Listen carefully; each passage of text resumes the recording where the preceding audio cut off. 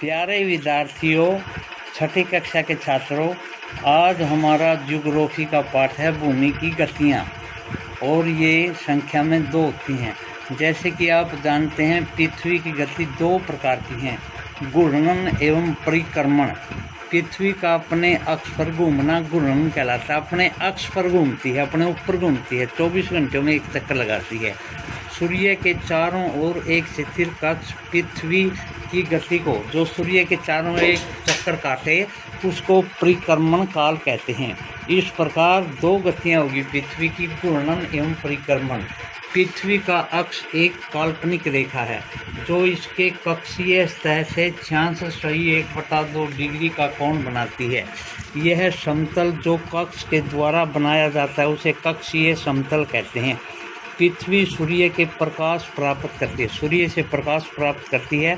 पृथ्वी का आकार गोले के समान है, इसलिए इस समय में सिर्फ इसके आधे भाग पर ही सूर्य की रोशनी पड़ती है।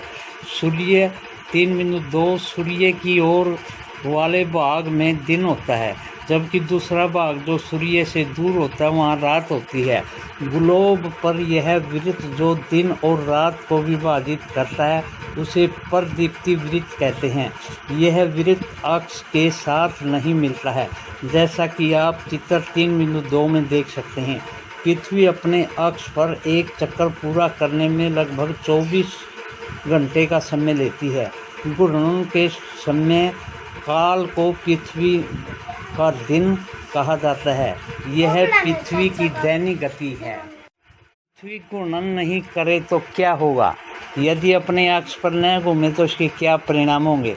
सूर्य के तरफ वाले पृथ्वी के भाग में हमेशा दिन होगा, जिसके कारण उस भाग में गर्मी लगातार पड़ेगी। दूसरे भाग में हमेशा अंधेरा रहेगा, यानी रात होगी और पूरे समय ठंड पड़ेगी। इस तरह की अवस्था में जीवन संभव नहीं हो पाएगा, हम जीवित नहीं रह पाएंगे। पृथ्वी की दूसरी गति जो सूर्य के चारों ओर कक्ष में होती है उसे परिक्रमण काल कहा जाता है। पृथ्वी 1 वर्ष यानी 365.1/4 दिन में सूर्य का एक चक्कर लगाती है।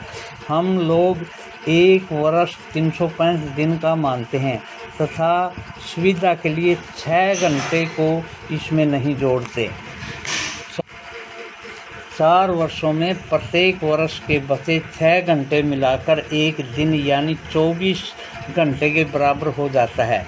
इसके अतिरिक्त दिन को फरवरी के महीने में जोड़ा जाता है। इस प्रकार प्रत्येक चौथे वर्ष फरवरी का माह 28 दिन के बदले 29 दिन का होता है। ऐसा जिसमें 366 दिन होते हैं उसे लीप वर्ष भी कहा जाता है। पता लगाइए कि अगला लीप वर्ष कब होगा। चित्र 3:3 से स्पष्ट होता है कि पृथ्वी दीर्घवृत्ताकार पथ पर सूर्य के चारों ओर चक्कर लगाती है।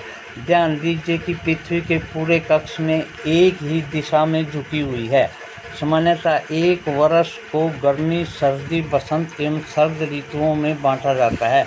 ऋतुओं के परिवर्तन सूर्य के चारों ओर पृथ्वी की स्थिति में परिवर्तन के कारण होता है। जैसे चित्र 3:3 पृथ्वी का परिक्रमण एवं ऋतुएं, और बीच में आप एक गेंद लेकर के सूर्य मान लीजिए और पृथ्वी की स्थिति के लिए अलग अलग कुछ गेंद रख दीजिए इसके चारों ओर। और इस प्रयोग से यह है कि शरद ऋतु, दक्षिणी ध्रुव, बसंत ऋतु तथा 21 मार्च। उत्तरी गोलार्ध में शीत ऋतु कब होगी? दक्षिणी आयनात 22 दिसंबर में होगी। दक्षिणी गोलार्ध में गोलार्ध व ग्रीष्म ऋतु होगी। विषुवत-वृत्त 23 सितंबर को बसंत ऋतु होगी। उत्तरी गोलार्ध में ग्रीष्म ऋतु होगी। धन्यवाद।